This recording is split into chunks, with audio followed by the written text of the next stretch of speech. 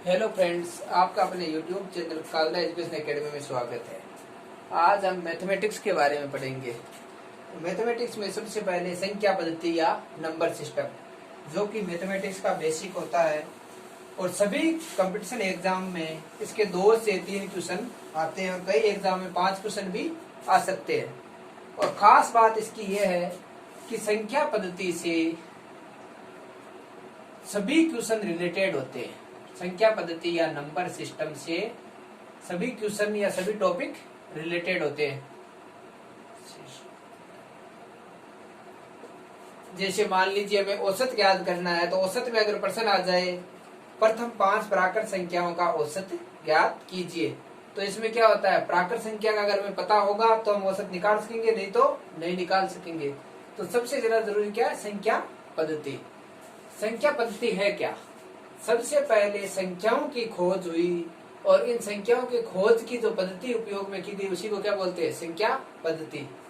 सबसे पहले प्राकृत संख्याओं की खोज हुई। सबसे पहले प्राकृत संख्याओं की खोज हुई।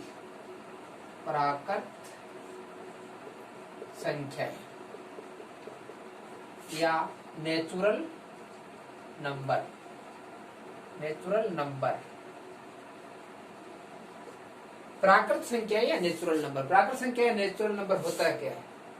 वे संख्याएं जो गिनने के लिए काम में आए, जैसे 1 2 3 4 5, वो संख्याएं क्या होती है, प्राकृत संख्याएं। और प्राकृत संख्याएं कहां से प्रारंभ होती है? 1 से प्रारंभ होती है, जैसे 1 2 3 डॉट डॉट डॉट अनंत तक चलती। कहां तक है? इस चिन्ह को क्या बोलते हैं, अनंत या इन्फिनिटी। क्या बोलते हैं, अनंत या इन्फिनिटी। इनका कोई अंत नहीं होता है। प्रारंभ कहां से होती है? 1 से 1 2 3 4 5 6 7 और अनंत तक चलती। कहां तक है? अनंत के। इनका कोई अंत नहीं होता। तो सबसे छोटी प्राकृत संख्या कौन सी होगी? सबसे छोटी प्राकृत संख्या बराबर सबसे छोटी प्राकृत संख्या कौन सी है? 1। अब सबसे बड़ी प्राकृत संख्या, तो सबसे बड़ी प्राकृत संख्या क्या? अनंत है, इसका कोई अंत है नहीं। तो सबसे बड़ी प्राकृत संख्या लिख पाना संभव ही नहीं है।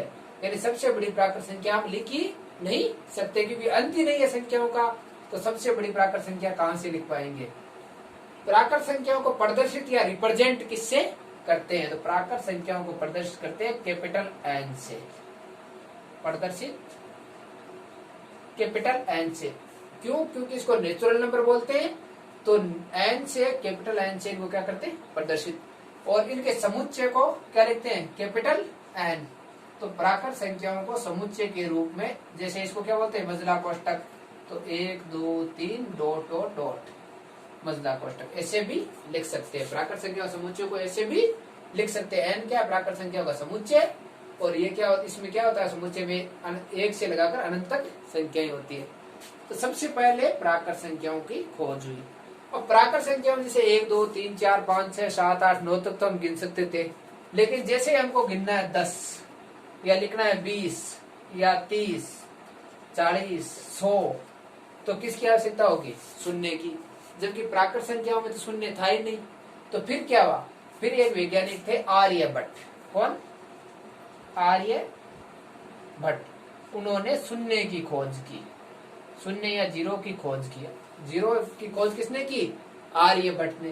तो पहले कौन सी थी? प्राकृत संख्या जो 1 2 3 4 5 6 7 अनंत तक चलती थी। लेकिन जैसे शून्य की आवश्यकता हो तो शून्य की खोज किसने कर दी? आर्यभट्ट ने। फिर क्या हुआ? शून्य इन संख्याओं में मिला दिया। तो इन संख्याओं को तो पहले से नाम क्या दे रखा था? प्राकृत संख्या। अब जीरो मिलाते संख्या क्या हो गई? नई संख्या बन गई। तो इसको क्या नाम दिया? पूर्ण संख्या। तो दूसरी वाली संख्या क्या नाम दिया? पूर्ण संख्या। पूर्ण संख्या मतलब क्या हुआ? वैज्ञानिकों ने सोचा कि संख्या में क्या जीरो की कमी थी, वो डाल दिया तो अब क्या पूरी हो गई। तो इसलिए इसका नाम क्या दे दिया? पूर्ण संख्याएं। पूर्ण संख्या जिनको क्या बोलते हैं? Whole number. Whole number. Whole number में है क्या? देखो प्राकृत संख्या है और इनमें क्या किया? जीरो जोड़ दिया। 0 1 2 3 डैश डैश डैश अनंत या इन्फिनिटी। इन्फिनिटी या अनंत जिसे बोलते हैं,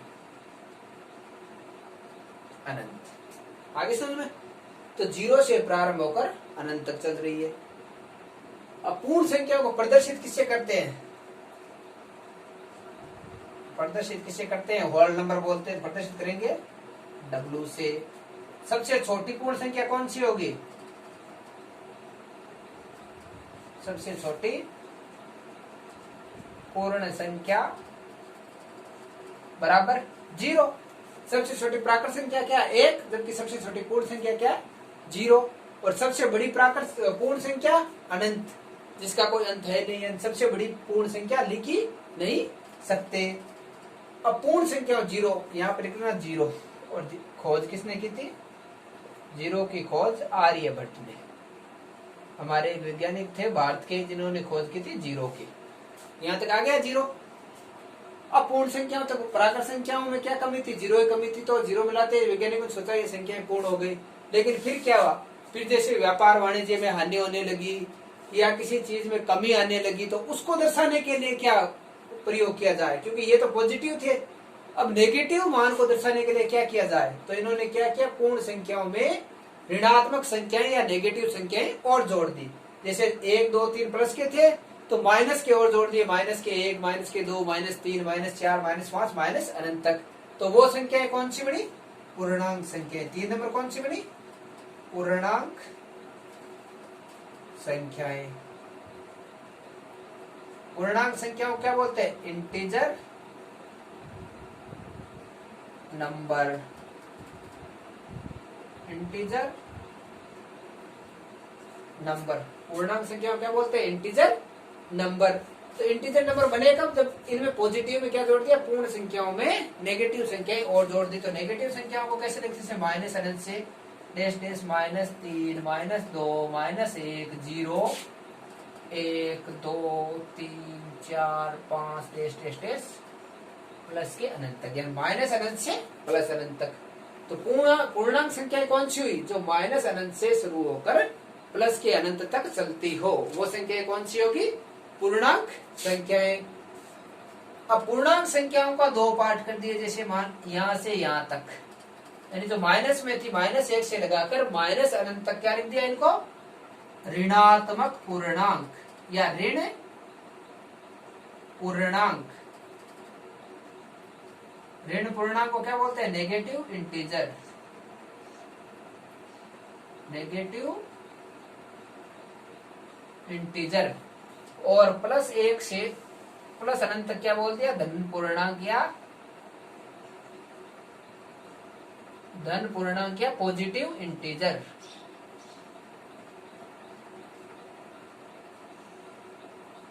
पॉजिटिव इंटीजर। अब बचा क्या? 0। तो जो 0 होता है वो न तो धन पूर्णांक होता है और न ही ऋण पूर्णांक। न तो धन पूर्णांक और ना ही ऋण पूर्णांक। आगे समझ में? 0 जो होता है न तो धन पूर्णांक होता है और न ही ऋण पूर्णांक होता है। न तो धनात्मक होता है न ऋणात्मक होता है। 0 क्या होता है? उदासीन होता है। तो पूर्णांक संख्या है नहीं। पूर्णांक संख्या क्या बोलते हैं? Integer number. और प्रदर्शित किसे करते हैं? इन्हें इंटीजर नंबर बोलते हैं। तो प्रदर्शित किसे करेंगे? I से प्रदर्शित करते हैं, कैपिटल I से। अब एक चीज ध्यान रखना, जैसे सबसे छोटी प्राकृत संख्या 1, सबसे छोटी पूर्ण संख्या 0, लेकिन सबसे छोटी पूर्णांक संख्या हम लिख ही नहीं सकते, क्योंकि सबसे छोटी पूर्णांक संख्या क्या है? माइनस में अनंत तक है, तो माइनस का अनंत लिख ही नहीं सकते। तो सबसे छोटी पूर्णांक संख्या नहीं लिख सकते। इसी प्रकार सबसे बड़ी पूर्णांक संख्या भी नहीं लिख सकते, क्योंकि प्लस में भी क्या है? अनंत तक है। तो सबसे छोटी प्राकृत और पूर्ण संख्या तो लिख सकते हैं, लेकिन सबसे छोटी पूर्णांक संख्या नहीं लिख सकते। अब एक चीज और ध्यान देना, किसी भी संख्या के अगर ऋणात्मक चिन्ह लग जाए या माइनस का चिन्ह लग जाए तो बड़ी संख्या क्या हो जाती है? छोटी, और छोटी संख्या क्या हो जाती है? बड़ी। जैसे मान लीजिए -2 से बड़ा क्या होता है? -2 बड़ा होता है -3 से। ये तो चिन्ह होता है बड़ा और छोटा दर्शाने के लिए होता है। इसको क्या बोलते हैं? खुला मुंह, और इसको बोलते हैं बंद मुंह। खुला मुंह होता है बड़ी संख्या की तरफ और बंद मुंह होता है छोटी संख्या की तरफ। तो -2 -3 से बड़ा है। इसी प्रकार से -4 से बड़ा कौन है? -3 है। -5 से बड़ा कौन है? बड़ा -5 से बड़ा है -3, यानी जो खुला मुंह है वो क्या होगी संख्या बड़ी, तो -5 से -3 क्या बड़ी, और बंद मुंह है वो संख्या क्या होगी छोटी, तो -3 क्या -2 से छोटी। यानी किसी भी संख्या के अगर ऋणात्मक चिन्ह लग जाए तो इसका मतलब क्या, बड़ी संख्या छोटी हो जाती है और छोटी संख्या क्या हो जाती है, बड़ी हो जाती है। जैसे मान लीजिए अगर साधारण होता 4 और 5 होता तो बड़ी कौन सी होगी, 5, बड़ी कौन सी होगी 5, क्योंकि देखो खुला मुंह 5 की तरफ है, अगर प्लस का चिन्ह है तो बड़ी संख्या बड़ी होगी, और ऋणात्मक चिन्ह लग जाने पर बड़ी संख्या क्या हो जाती है, छोटी। यहाँ तक हो गया कंप्लीट। तो सबसे पहले कौन सी है, प्राकृत संख्या, उसके बाद में कौन सी है, पूर्ण संख्या, पूर्ण संख्या के बाद पूर्णांक संख्या। तो यहाँ तक तो ऋणात्मक दर्शाने के लिए, धनात्मक दर्शाने के लिए सब में काम आ गई। लेकिन एक चीज का ध्यान रखना, पूर्णांक का मतलब होता है अंक पूरा पूरा होना चाहिए, जैसे 1 2 3 -1 -2 -3, यानी पूरा पूरा होना चाहिए, जैसे 1.1 या 1.2 नहीं होना चाहिए। पूर्णांक का मतलब क्या, अंक पूरा पूरा होना चाहिए। अब इन तीनों संख्याओं के बाद में क्या पता चला, इन तीनों संख्याओं की खोज के बाद में ये पता चला कि अगर हमें 3/2 या 1.4 या 1.5 या 7/2 लिखना है तो कहां से लिखेंगे, इन तीनों संख्याओं में तो है ही नहीं वो। तो फिर क्या हुआ, फिर एक नई संख्या की खोज हुई जिसे क्या बोलते हैं, परिमेय संख्याएं, जिन्हें क्या बोलते हैं, परिमेय संख्याएं। तो 4 नंबर जो खोज, 3 नंबर पूर्णांक संख्याओं के बाद जो खोज हुई वो हुई परिमेय संख्याओं की। किसकी खोज हुई, परिमेय संख्याओं की, परिमेय संख्याएं। परिमेय संख्याओं को बोलते हैं रेशनल नंबर, रेशनल नंबर, जिनको प्रदर्शित करते हैं क्यू से। किससे प्रदर्शित करते हैं, कैपिटल क्यू से।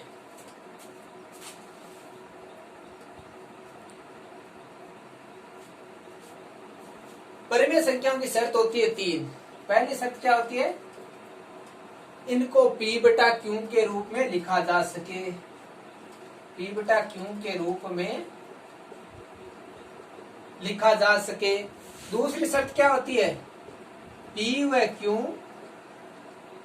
पूर्णांक हो।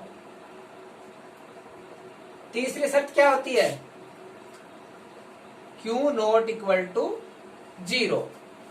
परिमेय संख्या किन्हें बोलते हैं, जिन्हें ये इन तीनों शर्तों की जो पालना करते हैं उन्हें परिमेय संख्या बोलते हैं। तो परिमेय संख्या में पहली शर्त क्या है, P/Q के रूप में लिखा जा सके। दूसरी शर्त है P व Q क्या हो, पूर्णांक। तीसरी शर्त क्या है, Q ≠ 0, यानी Q का मान 0 नहीं होना चाहिए। जैसे अब मान लीजिए एग्जाम्पल देता हूं मैं, 3/5। तो 3/5 में देखो P का मान कितना है 3 और Q का मान कितना है 5, तो P/Q के रूप में लिख सकते हैं 3/5 को, ठीक है। दूसरी शर्त क्या है, P व Q पूर्णांक हो। तो 3 और 5 क्या है, पूर्णांक। पूर्णांक का मतलब क्या है, अंक पूरा पूरा होना चाहिए। जैसे देख लीजिए 3 और 5 पूर्णांक संख्याओं में है, तो दूसरी शर्त भी पालन हो रही है।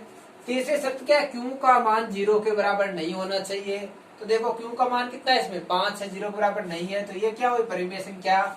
इसी प्रकार से अगर 5/7 है तो ये भी क्या हुई, परिमेय संख्या।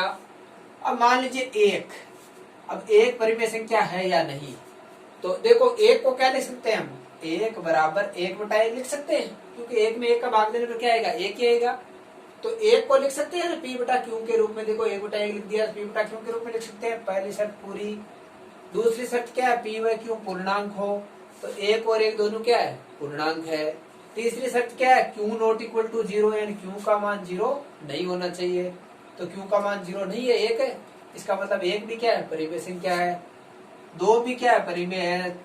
5 भी क्या है, परिमेय है। 7 भी क्या है, परिमेय है। इसी प्रकार से अगर -3 है तो ये भी क्या है, परिमेय है। -5 भी क्या है, परिमेय। -7 भी क्या है, परिमेय। क्यों, क्योंकि देखो -3 को लिख सकते हैं -3/1 लिख सकते हैं, एक ही चीज है। तो P/Q, यानी P/Q के रूप में लिख सकते हैं -3 को। फिर P व Q पूर्णांक हो, P और Q दोनों पूर्णांक है। तीसरी बात क्या है, Q ≠ 0, यानी Q का मान 0 के बराबर नहीं है। ये भी समझ में आ गया। इसी प्रकार -5 भी क्या है, परिमेय संख्या है। तो इससे क्या पता चलता है, देखो ध्यान से, ये सब संख्याएं क्या है, ये सब संख्याएं क्या है? परिमेय संख्या है। ये भी क्या है? परिमेय संख्या है। तो इसका मतलब सभी पूर्णांक संख्याएं क्या होती है? परिमेय संख्याएं होती है। सभी पूर्णांक संख्याएं क्या होती है? परिमेय संख्याएं होती है। अब एक चीज का ध्यान रखना, नोट लगा के लिखना, 0 परिमेय संख्या है या नहीं। संख्या है या नहीं। 0 परिमेय संख्या है या नहीं। तो 0 को देखो, 0 को क्या लिख सकते हैं हम? 0/1 लिख सकते हैं, बराबर 0। एक चीज का ध्यान रखना हमेशा, अगर 0 में किसी भी संख्या का भाग देते हैं तो हमेशा क्या आता है? 0। जैसे 0 में 1 का भाग दिया तो क्या आएगा? 0।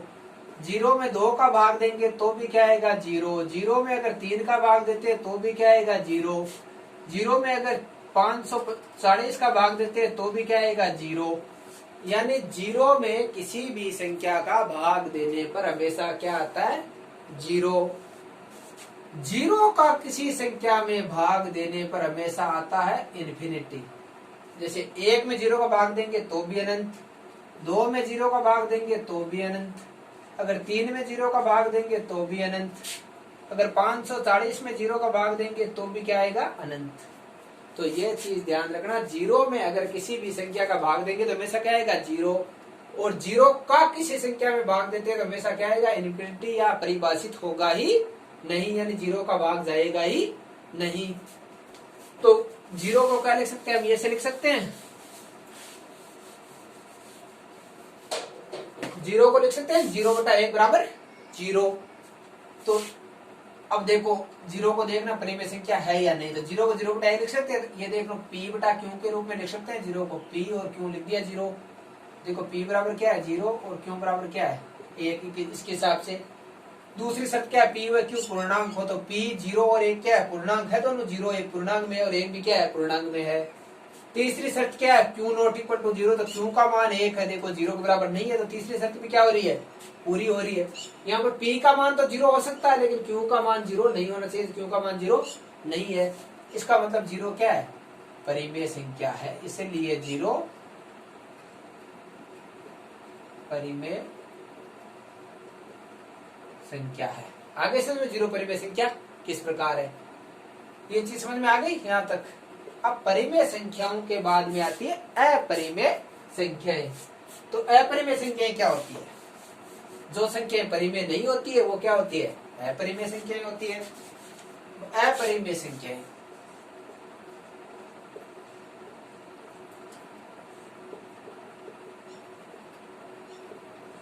अपरिमेय संख्याएं, अपरिमेय संख्याएं क्या होती है? जो संख्याएं परिमेय नहीं होगी वो क्या होगी? अपरिमेय संख्याएं होगी। इनको बोलते हैं इर्रेशनल नंबर।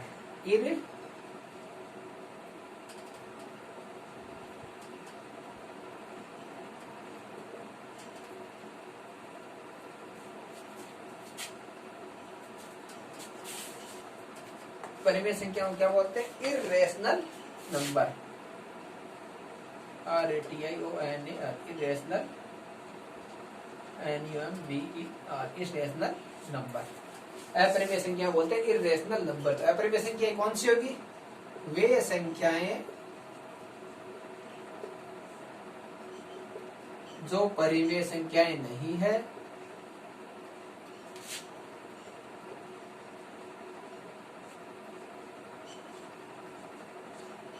वे अपरिमेय संख्याएं कहलाती है। वे अपरिमेय संख्याएं कहलाती है। अपरिमेय संख्याएं कहलाती है। जैसे मान लीजिए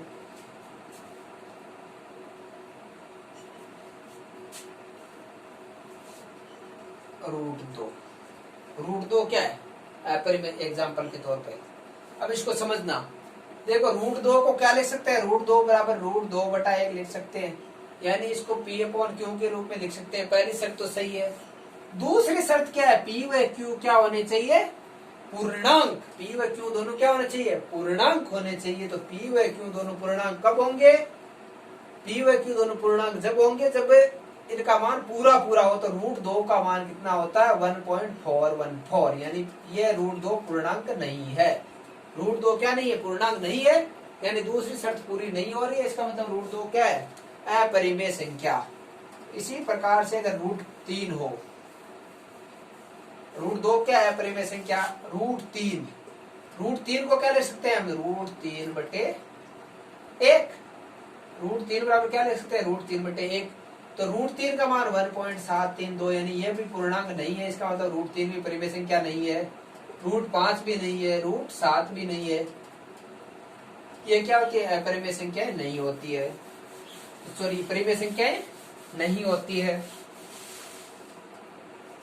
आगे देखना, जैसे अगर √4 दे रखा हो तो √4 का मान हमेशा क्या होता है, 2 होता है, तो √4 को क्या लिख सकते हैं, बराबर 2, और 2 को क्या लिख सकते हैं, 2/1, यानी p/q के रूप में लिख सकते हैं।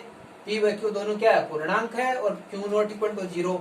इसका मतलब क्या हुआ, अगर रूट में पूर्ण वर्ग संख्या हो तो वो क्या होगी, परिमेय संख्या होगी। तो परिमेय संख्याओं में एग्जाम्पल में और लिख लेना, √4, √9, √16, यानी अगर पूर्ण वर्ग संख्या रूट में हो तो वो क्या होगी, परिमेय होगी। अगर पूर्ण वर्ग नहीं है, जैसे 2 किसी का वर्ग नहीं है, 3 भी किसी का वर्ग नहीं है, 5 भी किसी का वर्ग नहीं है, 7 भी किसी का वर्ग नहीं है, तो ये क्या होगी, अपरिमेय संख्याएं। अब एक चीज नोट लगा के और लिखना, नोट, पाई अपरिमेय संख्या है, पाई अपरिमेय संख्या है। अब ध्यान देना, पाई क्या है, अपरिमेय संख्या है।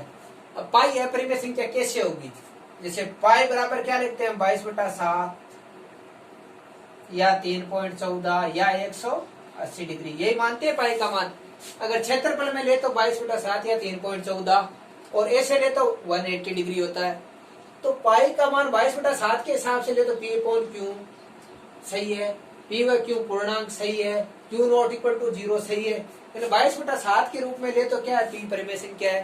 लेकिन पाई का क्या मान फिक्स नहीं है, कभी 3.14 होता है, कभी 180 डिग्री होता है, कभी 22/7 होता है, इसलिए पाई को हमेशा अपरिमेय संख्या में रखा जाता है। तो हमेशा इस चीज का ध्यान रखना, पाई क्या होती है, अपरिमेय संख्या, और 0 होती है परिमेय संख्या। यहाँ तक समझ में आ गया, परिमेय और अपरिमेय संख्याएं।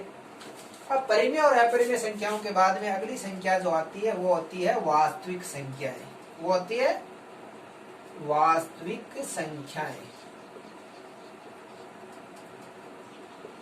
वास्तविक संख्याओं को क्या बोलते हैं, रियल नंबर, NUMBE, और रियल नंबर। वास्तविक संख्याओं को क्या बोलते हैं, रियल नंबर। अब वास्तविक संख्याएं होती क्या है, वास्तविक